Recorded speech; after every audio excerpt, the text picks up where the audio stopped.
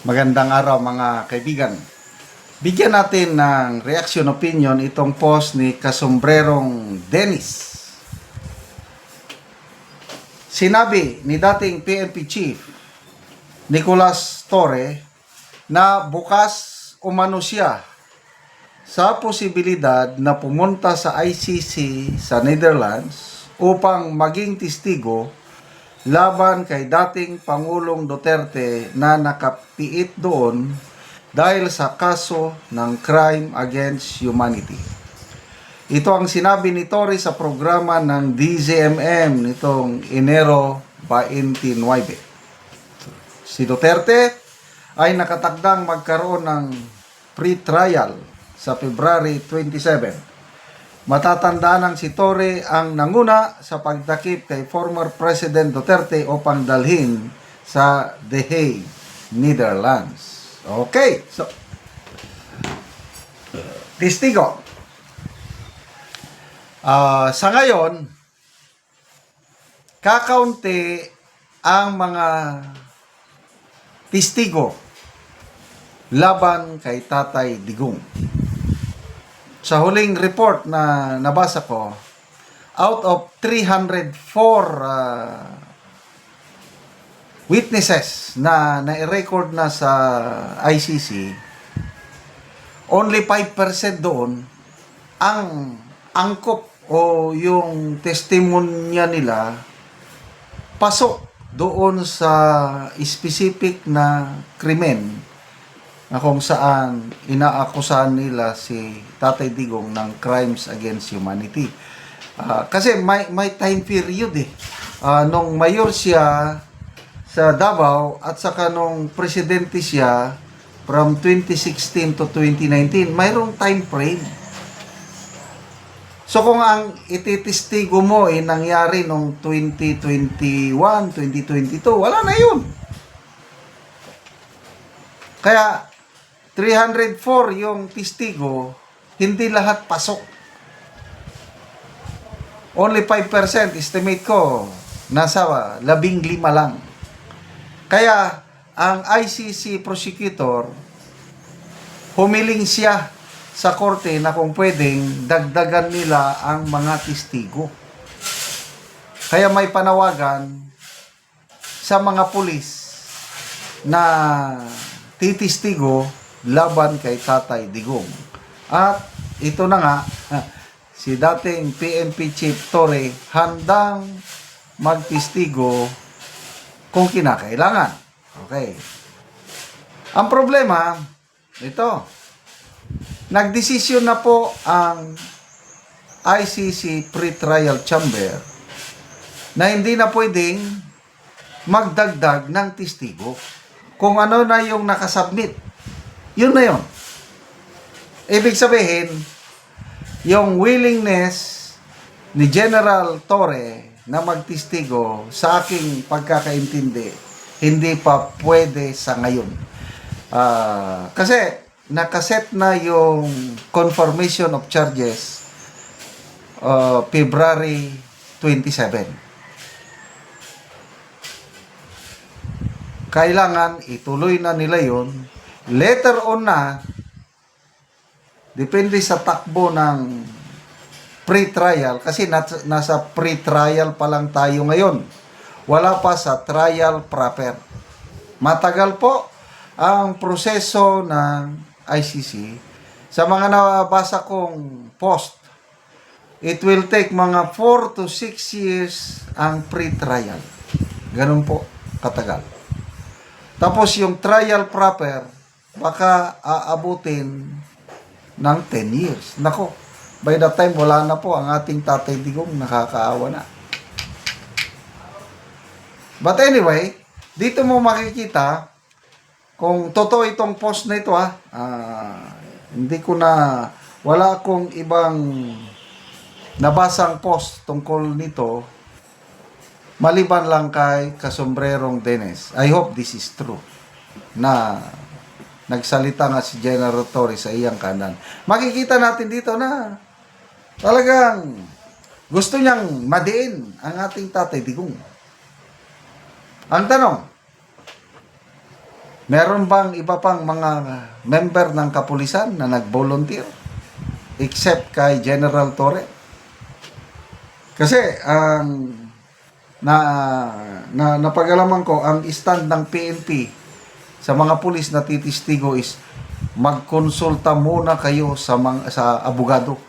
Huwag kayong pataka-taka, pabara-bara na mag-testify kagad. Baka mamaya, ano. But I don't believe so. Sa mga ordinaryong pulis, naniniwala ko maraming nagmamahal kay Tatay Digong. Retired man or active. Yung active na pulis, hindi lang sila makapagsalita.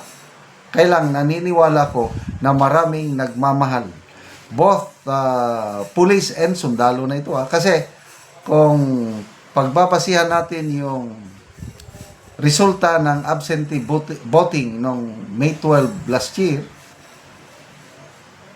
ang mga men and women in uniform, yung panalo sa boto nila, karamihan, halos lahat, kandidato ni Tatay Digong. Or yung mga retired police or military, ang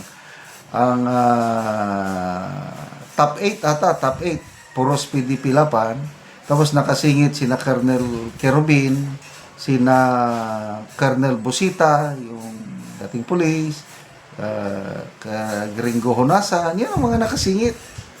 Yung kandidato ng alyansa, Inidoro. Ang pinakamataas na ranking ng alyansa ay si Senator Lacson, number 15 lang.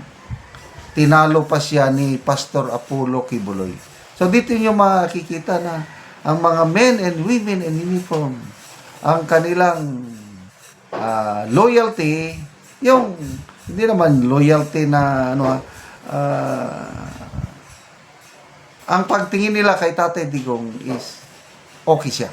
Eh bakit nila bubutuhan yung kandidato ni Tatay Digong kung hindi okay sa kanilang paningin, di ba?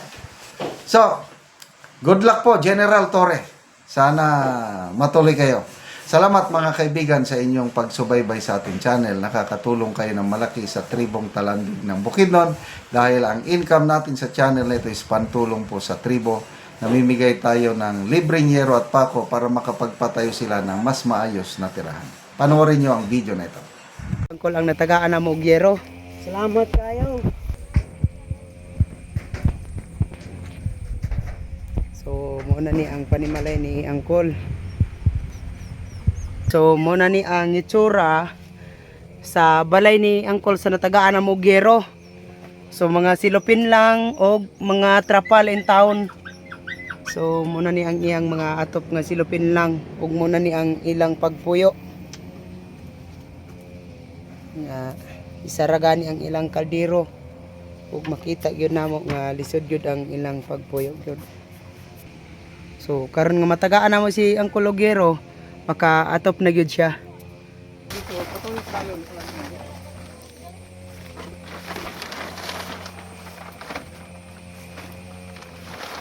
Wala na yung bumper sa sabit. Tapos na.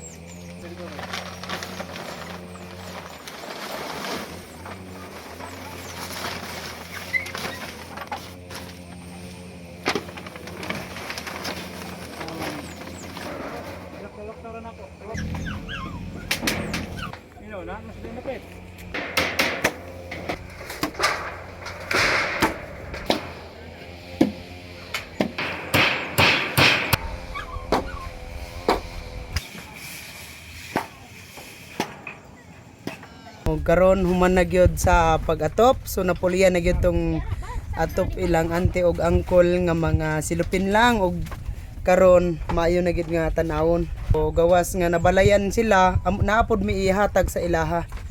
Karon human nabalayan silang angkol, so naa pa gyud namo itabang sa ilaha.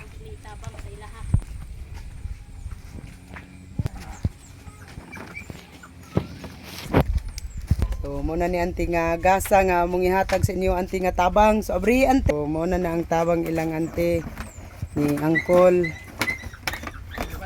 Para nga makita po ninyo ang sulod. Salamat din kayo. mga plato, sudan, noodles, kape, gata, bugas.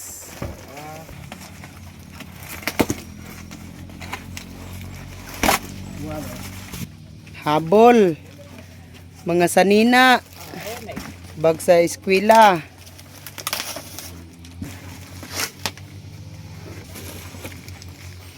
Mga gamit, mga sanina. Sige, salamat Col. Sige.